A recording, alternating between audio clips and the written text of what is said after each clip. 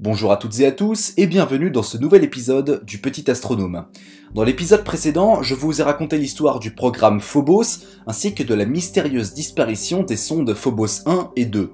J'ai aussi expliqué que ce n'est pas parce qu'il y a un incident dans l'espace qu'il s'agit là forcément d'un coup des extraterrestres.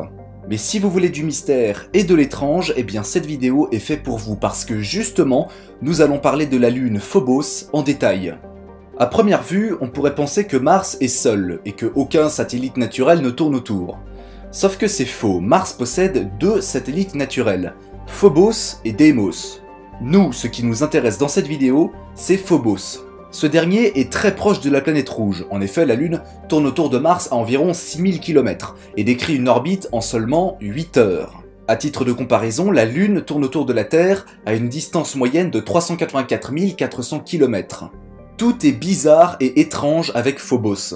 Pourtant, sa découverte n'est pas si vieille que cela.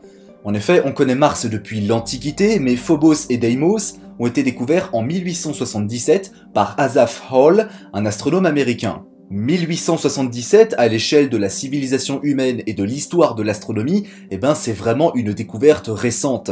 Mais ça s'explique aussi par le fait que les satellites sont vraiment de minuscules petits objets.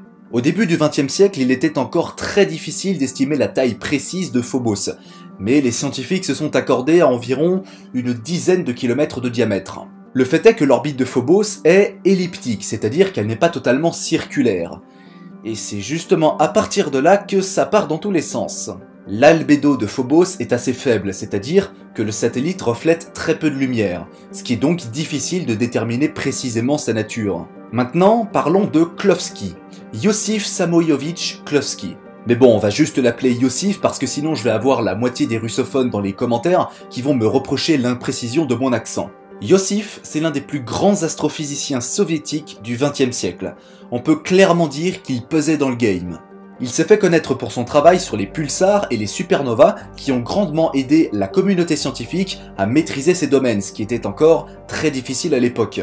Mais là où il s'est fait le plus remarquer, c'est pour son travail sur la lune de Phobos. Ce qui est plutôt logique d'ailleurs, parce que si c'était pas le cas, je vois pas ce qu'il foutrait dans cette vidéo en fait. En 1958, Iosif observa que depuis les dernières décennies, l'orbite de Phobos s'est légèrement décalée, sans trop qu'on sache pourquoi. Un décalage pas trop grand, 2,5 degrés seulement, mais ça reste problématique parce que les prédictions ne donnaient pas cette position-là. Iosif proposa alors une théorie, celle que Phobos soit un objet de métal creux. Une espèce de sphère d'acier d'une quinzaine de kilomètres de diamètre pour à peine 10 cm d'épaisseur, qui serait donc d'origine artificielle. Je ne vous cache pas qu'une grande partie de la communauté scientifique n'a pas pu s'empêcher de se foutre ouvertement de sa gueule. Après, il faut savoir que Iosif n'est pas un illuminé. Il a émis dans sa carrière beaucoup de théories sur la vie extraterrestre mais n'a jamais été complotiste. Il se base sur des théories et des calculs très précis. Seulement, cette théorie-là a fait le tour du monde. Littéralement. Maintenant, parlons de Fred Singer. Il s'agit là du conseiller scientifique du président des États-Unis de l'époque, Dwight Eisenhower. Autant vous dire que lui aussi, il pèse dans le game. Le fait est que Fred va non seulement adhérer à la théorie de Iosif, mais va en plus ajouter sa petite pierre à l'édifice. Je pense que le but du satellite Phobos est de balayer les rayonnements de l'atmosphère de Mars, afin que les Martiens puissent pleinement exploiter leur système planétaire. Entre ça et le fait que Percival Lowell pensait en 1877 que les canaux de Mars étaient des autoroutes extraterrestres, niveau théorie chelou, dans le système martien, on atteint quand même un gros niveau. Mais après les années 50 viennent les années 1960. Et qui dit 1960 dit course à l'espace. Et qui dit course à l'espace dit forcément exploration de Mars. À partir de 1963, les missions américaines et russes ayant pour but d'explorer le système martien s'enchaînent et on découvrit rapidement que la théorie de Klowski, renforcée par Singer, était totalement invalide. Phobos n'est qu'un gros caillou. Mais un gros caillou vachement bizarre quand même. Phobos, ça ressemble à ça.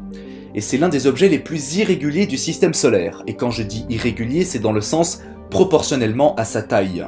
Le fait est que les satellites de Mars ne sont pas assez grands pour avoir un équilibre hydrostatique. Ouais, c'est pas faux. L'équilibre hydrostatique, c'est ce qui permet à un corps, par le biais de la gravité, d'avoir une forme boulière. Aucune blague sur boulière, merci. J'ai rien dit. La Lune, par exemple, est un objet céleste suffisamment gros pour être une boule, ce qui n'est pas le cas des satellites de Mars. On parle ici d'un objet de quelques dizaines de kilomètres de diamètre tout au plus, c'est donc nettement insuffisant. Phobos est donc une sorte de patate géante, un objet tellement irrégulier que la gravité entre les différents endroits de la surface n'est pas du tout la même. À sa surface se trouve le célèbre cratère Stickney, un gros trou de 9 km de diamètre, et dans ce cratère se trouve un autre petit cratère, ce qui est assez badass. On peut voir donc sur ces photographies à quel point le cratère d'impact est grand par rapport à la Lune. Si vous étiez un astronaute et que vous vous situiez à la surface de Phobos, bon courage. Ne faites pas de gestes brusques, avancez lentement et surtout, ne sautez pas. Comme je l'ai dit dans l'épisode 5 sorti en juin 2018, la gravité de Phobos est tellement faible, tout comme celle de Deimos d'ailleurs, que le simple fait de faire un bond vers le haut peut vous emmener hors de son champ gravitationnel. La gravité de surface est de, tenez-vous bien, 0,005 mètres par seconde au carré. 2000 fois moins que la pesanteur terrestre.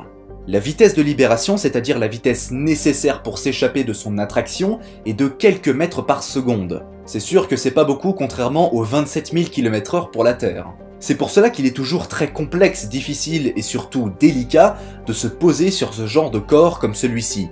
Malgré toutes ces informations bien chouettos, les calculs indiquent que Phobos sera bientôt détruit. D'ici une trentaine de millions d'années, à cause de sa proximité avec Mars, cette dernière va attirer son satellite. Phobos sera alors disloqué lors de son frottement avec l'atmosphère martienne. Mais en attendant cet événement, nous avons encore bien le temps d'étudier le système martien.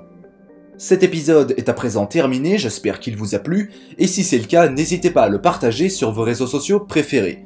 Quant à moi, je vous donne rendez-vous vendredi prochain à 18 h pour une nouvelle vidéo, et d'ici là, n'oubliez pas que le silence éternel de ces espaces infinis nous surprendra toujours. À bientôt!